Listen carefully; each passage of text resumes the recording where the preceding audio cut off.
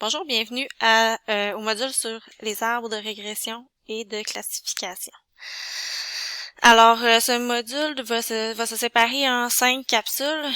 Alors, cette capsule, c'est la première capsule, donc la capsule d'introduction sur ce type de modèle-là.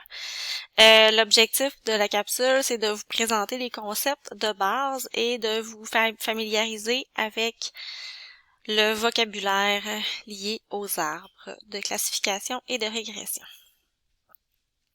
Alors, on va commencer directement avec un exemple. Alors, on a un jeu de données ici avec 14 observations. Donc, on a n est égal à 14. On a 14 observations et on a 1, 2, 3, 4, 5 variables. Et la variable qu'on va chercher à prédire, ça va être l'achat. Est-ce que la personne a, oui ou non, fait un achat? Ce qu'on peut savoir sur cette personne-là, c'est son âge, son revenu, est-ce que la personne a un statut d'étudiant et sa cote de crédit. Alors, ce qu'on va faire, c'est qu'on va prendre ce jeu de données-là et on va s'amuser à construire un arbre à la main avec. Alors, commençons par le début. Supposons qu'on est dans une situation où on ne connaît absolument rien sur la personne qui se présente devant nous. Alors, dans cette situation-là, et ici ça correspond à nos 14 observations.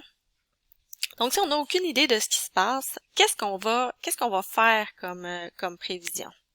Donc, pour déterminer ça, la prévision la plus simple à faire, en fait, c'est de compter combien de personnes ont dit oui. Et on remarque qu'on a 1, 2, 3, 4, 5, 6, 7, 8, 9 personnes qui ont acheté, 9 sur 14. Donc, dans 9 cas sur 14, une personne fait un achat. Ça veut dire que si on connaît rien d'autre et qu'on veut prédire si la personne va acheter ou pas, la meilleure chose à faire, c'est de prédire oui. Parce que 9 sur 14, ben, c'est plus grand que la moitié, donc on peut prédire oui. Donc, ici, la prédiction qu'on va faire, P, ça va être égal à oui. La valeur prédite, c'est oui. Et puis, on va se tromper combien de fois? Donc, notre taux d'erreur dans ce nœud-là, ça va être de 5 sur 14. Donc, on va se tromper 5 fois sur 14. Quand je commence à construire mon arbre, je commence avec tout le monde comme ça, dans un même nœud. Mais ce nœud-là, on va l'appeler une racine. Donc, ça, c'est la racine de l'arbre.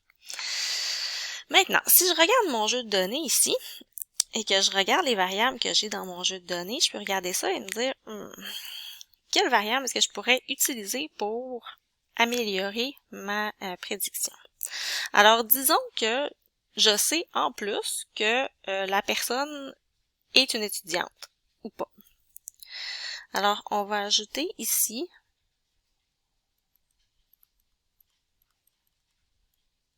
est-ce que la personne étudie? Un statut d'étudiant à temps plein. Quand on va partir vers la gauche comme ça va être un oui. Et quand on va partir vers la droite, ça va être un non.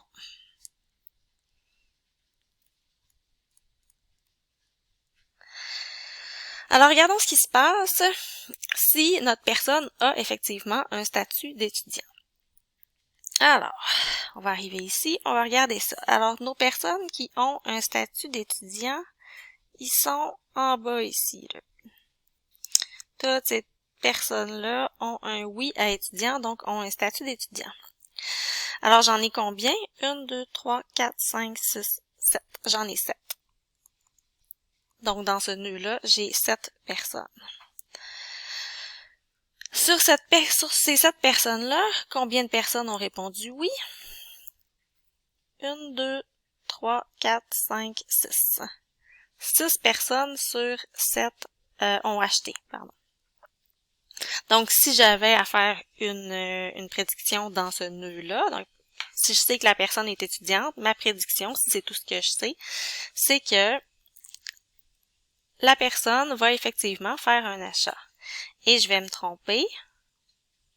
Mon taux d'erreur, ça va être de 1 fois sur 7. Ça ici, on appelle ça un nœud.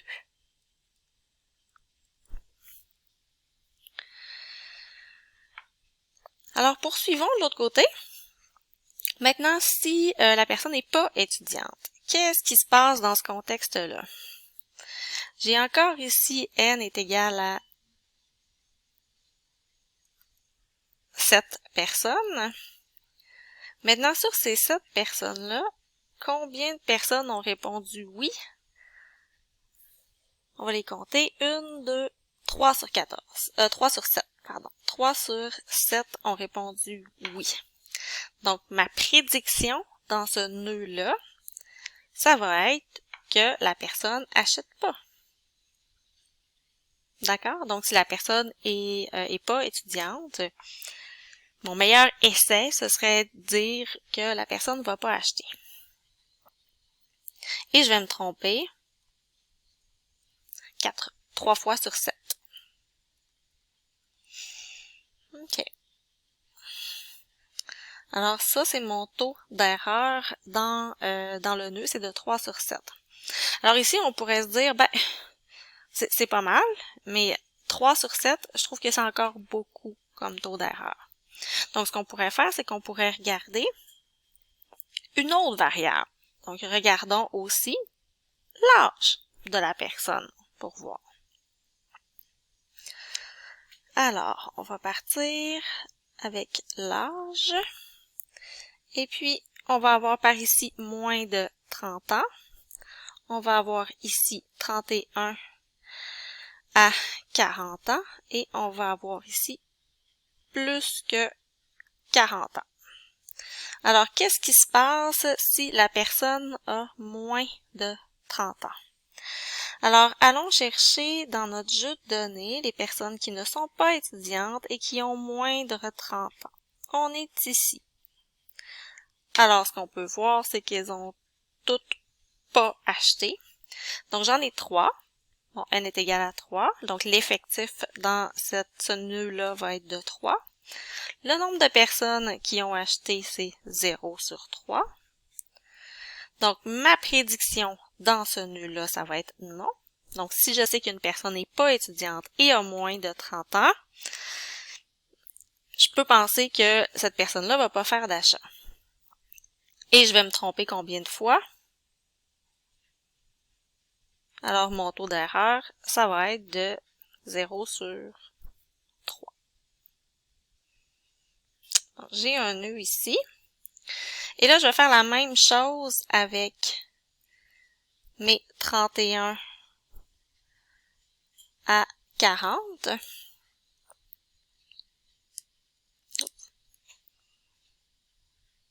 Alors, ici, on a 2 personnes qui sont entre 31 et 40 ans.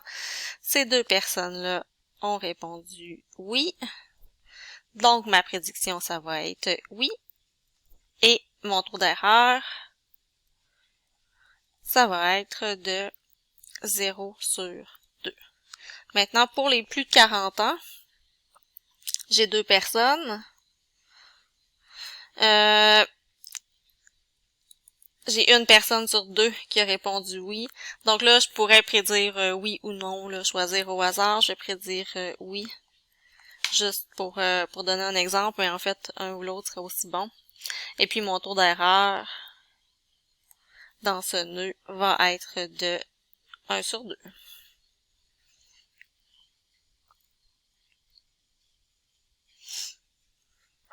Alors, regardons ça un peu plus globalement. Donc, ici, au niveau 0 de mon arbre, donc à la racine, je me trompais 5 fois sur 14, donc 36% des fois. Au premier niveau, je me trompe combien de fois? Au premier niveau, je me trompe 4 fois sur 14. 4 fois sur 14. Donc, j'ai réduit mon taux d'erreur avec un niveau. En ajoutant un niveau supplémentaire ici, d'un côté, j'ai encore réduit mon taux d'erreur. Donc là, je me retrouve avec quoi comme erreur? Une erreur ici et une erreur ici. Donc, rendu à ce niveau-là, je me retrouve avec un taux d'erreur de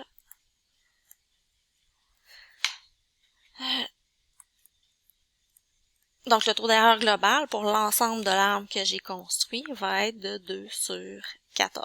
Alors, vous voyez qu'en utilisant cette stratégie-là, j'ai successivement réduit mon taux d'erreur.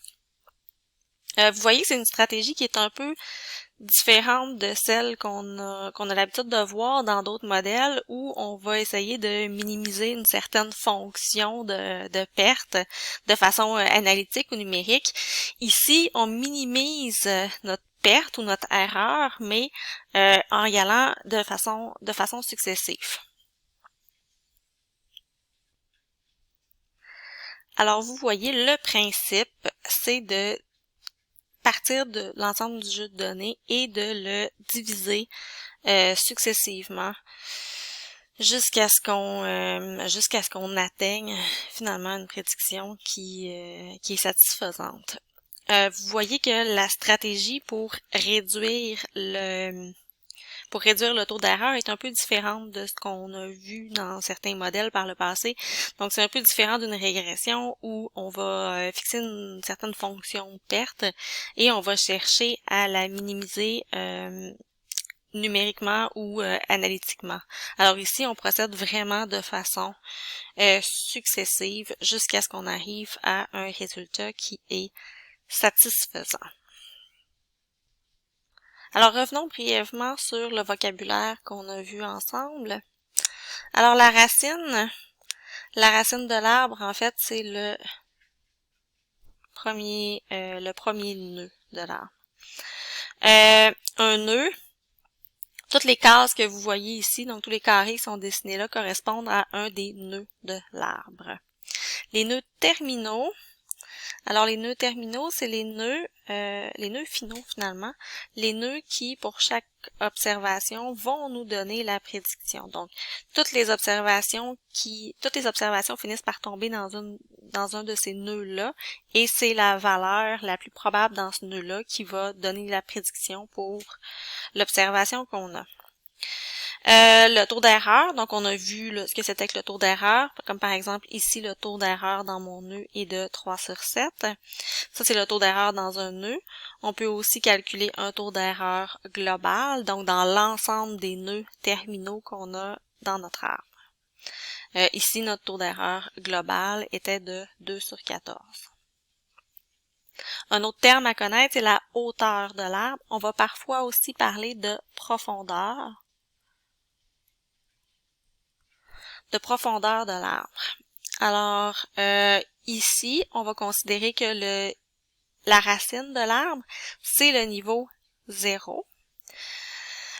Au premier embranchement qu'on fait, on va avoir le niveau 1 et ici, le niveau 2. Donc, dans ce cas-là, la hauteur de l'arbre, c'est de 2. Dans certains logiciels, ça dépend beaucoup des logiciels, on va considérer que ce niveau-ci est le niveau 1.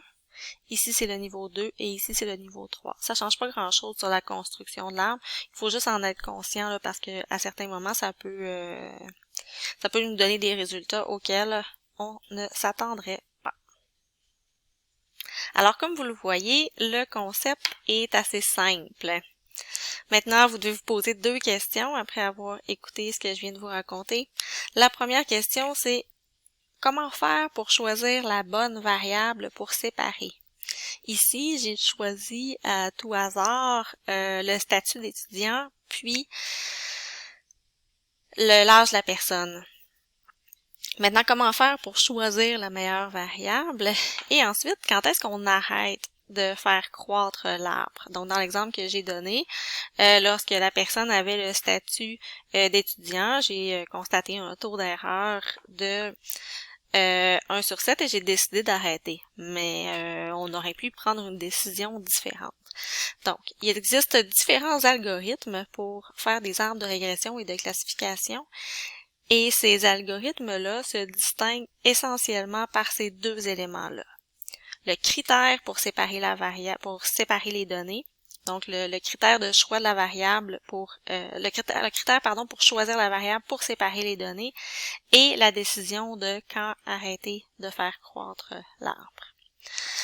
Alors, dans les prochaines capsules, vous allez voir deux algorithmes, les deux principaux algorithmes pour construire des arbres. Alors, le premier, c'est le JADE qui date, je vais vous faire remarquer, de 1980, ça a été publié là, par Cass dans Applied Statistics en 1980. Et le deuxième, c'est CART, qui a été, l'idée, en fait, a été publiée par Breman, dont on va parler beaucoup quand on va parler de forêt aléatoire. C'est un statisticien qui a fait énormément de travaux dans ce type de modèle-là. Donc, et ça a été publié en 1984. Donc, vous constatez que ce ne sont pas des approches qui sont nouvelles, pas du tout. Ni ça, ni les forêts aléatoires qu'on va voir après. Le problème avec ces approches-là, c'est qu'elles demandent de faire beaucoup de calculs. Donc, avant l'arrivée d'ordinateurs un peu plus performants, c'était très difficile de faire ce genre de choses-là à la main. C'était très long à faire. Donc, c'est pour ça que pendant des années, c'est des méthodes qui ont été très peu populaires. Mais maintenant, évidemment, elles gagnent énormément en popularité. Donc, la prochaine capsule va être sur les arbres de type JADE.